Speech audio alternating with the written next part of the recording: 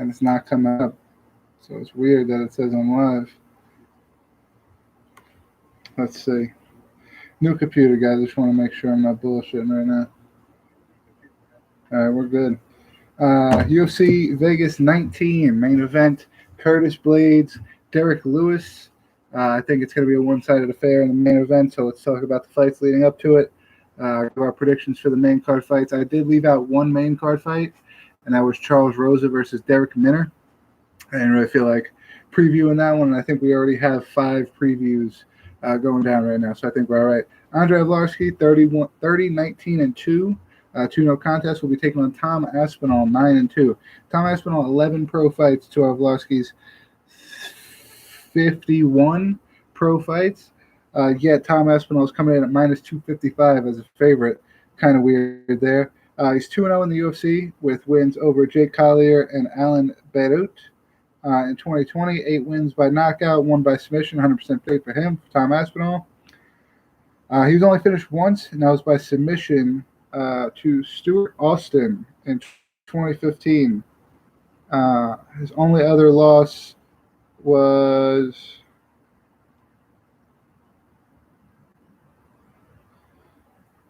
a DQ. So technically, this guy hasn't lost but one time, and that one time was by submission. That DQ was for a 12-6 elbow, just about a year after his first loss. Arlovski's on a 2-fight winning streak right now. Decisions over Tanner Boser and Felipe Lenz in 2020. 17 knockout wins, 11 knockout losses.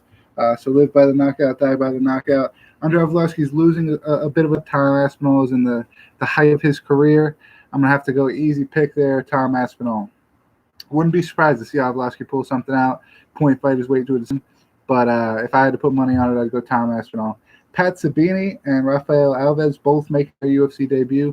I don't think these guys are going to be on the main card, but it was as of this morning. So we're going to preview it. 13-3 Sabini or Sabinti is making his debut, of course. He just won the Cage Fury Fighting Championship, his featherweight title. That was his last fight over Jesse Stern in December. 9 out of 13 of his wins via submission. Has only been finished one time by TKO, and that was an arm injury. So his one loss that he was finished in was only considered a finish because he injured his own arm. So technically also never been finished, just like Aspinall. Alves, 19-9, also making his debut, of course.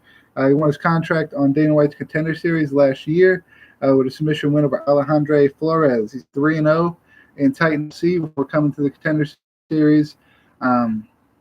Good background, good, solid striking, decent grappling. I think Sabini's definitely going to hold the advantage in the grappling. Not going to get finished tough as nails. I'm going to go Pat Sabini in that one. Alexei Oleinik versus Chris Daukaus.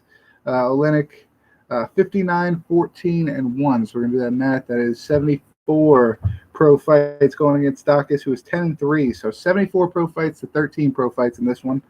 Oleinik he got knocked out in his last fight by Derrick Lewis, August 2020. 46 out of those 59 wins are via TKO or by submission. Sorry. And only 2 submission losses in his entire career. One was in 2004. The one before that was 1997. So we're looking at almost 20 years since this guy's lost by submission. Don't see that happening. Chris Daukaus, great grappler. Still don't see it happening.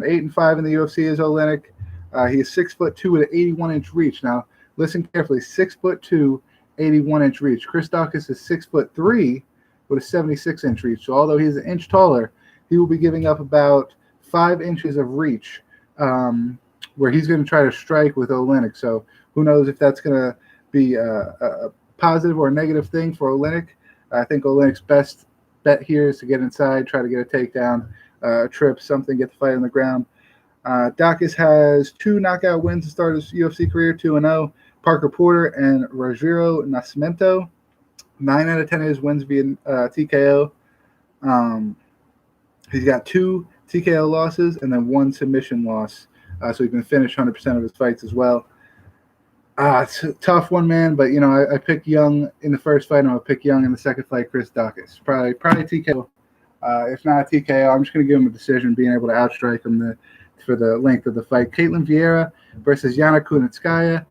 Vieira's 11th loss was to Irene Aldana, December 2019, which was her last, her last fight after that was a decision win over Ciara Eubanks, September 2020. Her other UFC wins include Kat Zingano, Sarah McMahon, and Ashley Evans Smith. She's a black belt in judo and Brazilian Jiu-Jitsu, going against Yana Kunitskaya, who's 13-5, won no contest. Her last fight was a decision win over Julia Stolarenko in August 2020. She's 3-2 in the UFC. Those two losses, TKO both, Aspen Ladd and Chris Cyborg.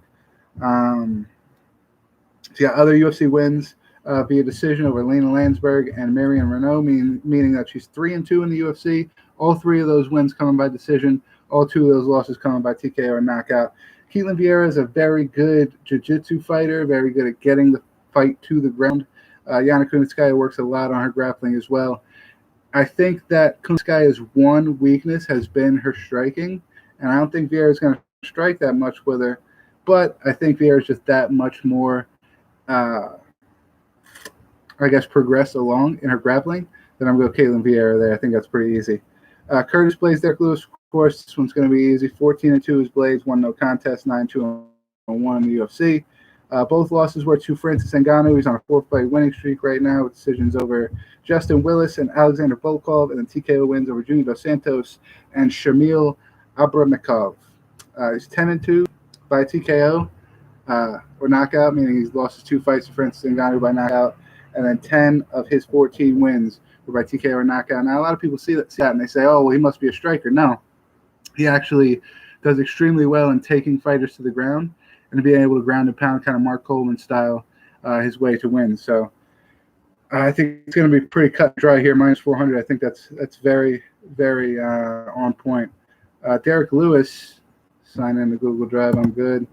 Derrick Lewis, on the other hand, is 24-7, won no contest, 19 wins via TKO out of his 24. He's on a 3-fight winning streak at the moment with decisions over Bologna, Ivanov, and Ir Latifi, and then a TKO win over Alexei Oleinik in his last fight.